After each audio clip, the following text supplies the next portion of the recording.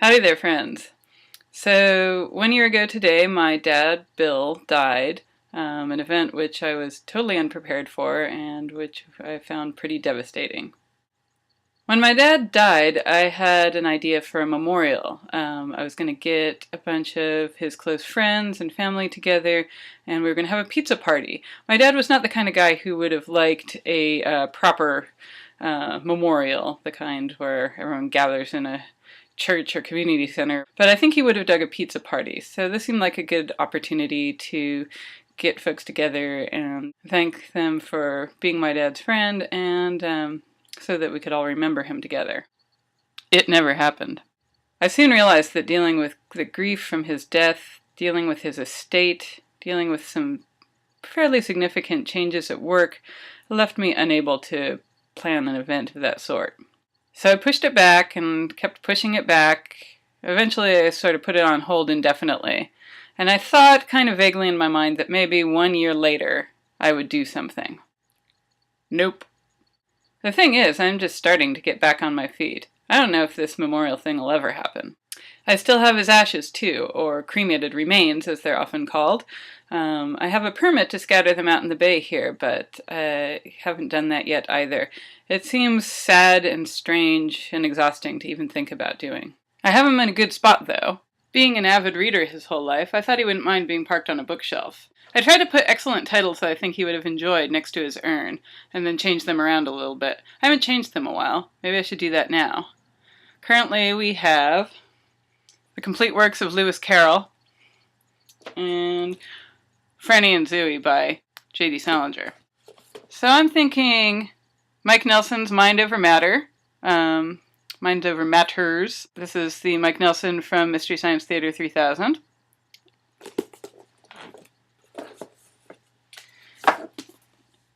And then Ascending Peculiarity, which is interviews with Edward Gorey.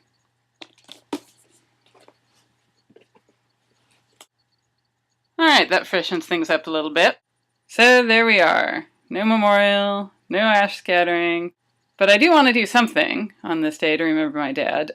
So that's why I'm making this video, and I thought I'd read his obituary to remind myself and anyone watching this what my dad was like. William R. Lee died surrounded by loved ones on January 25th, 2011. He was 68 years old. Born in Detroit, Michigan, he successfully avoided being trapped in quicksand as a youth, thereby triumphing over one of his early preoccupations. He received a Bachelor of Arts, 1964, and an MA, 1966, from Wayne State University, and received a PhD, 1972, in English from the University of Connecticut. He was a professor in the English department at Sonoma State University for 32 years and had quite a following of devoted students. Bill was a longtime friend of Bill W. and was very active in that excellent community for many years. In a word, Bill was generosity, not only in the material sense but also in the realm of his keen intellect and kind heart. He lived well and happily shared the wealth of his living with others. For many he was a bridge between higher learning and inner knowing. Giving freely of his time, he would listen deeply and speak with meaningful insights. He was a wise and devoted mentor and friend. Whatever role Bill played, he filled it to overflowing with his grizzly bear spirit.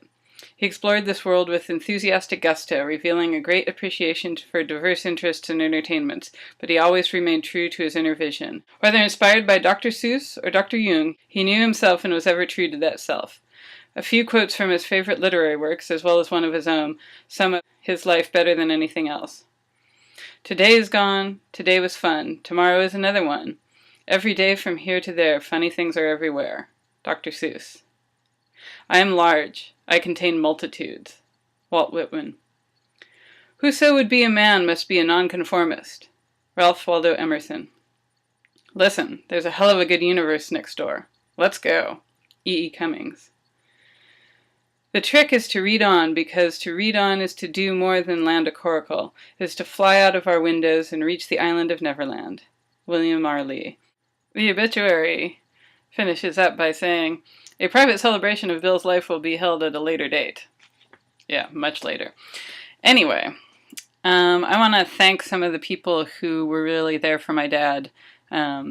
in his last few years. He had become kind of a recluse, and there were a few of you that really stuck by him, and I know he really appreciated that, and I certainly appreciated that, and I don't know if I can really express how valuable you guys are to our lives.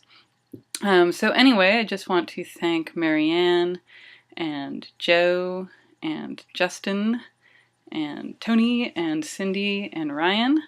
I also want to thank my dad's sister, my Aunt Jessie, and her husband, Uncle Ron, and my cousins, Andrea and David, and their families. I also want to thank Jeff, who was there with Marianne and me when my father died. So thanks for watching this and remembering my dad with me. I encourage you all to get out there and eat some pizza, even if we're not having a cohesive party together. Get out there and have some of the fast food of your choice, or whatever food it is you enjoy. And in that spirit, I'm going to end by mentioning a song that my dad never saw on YouTube, but I know that he would have really enjoyed. It's called Fast Food Folk Song. It's by Rhett and Link, and I have the link down here below in the doobly-doo. So you may want to check that out. I think it'll make you laugh, and that's what my dad would have wanted. Thanks again for watching.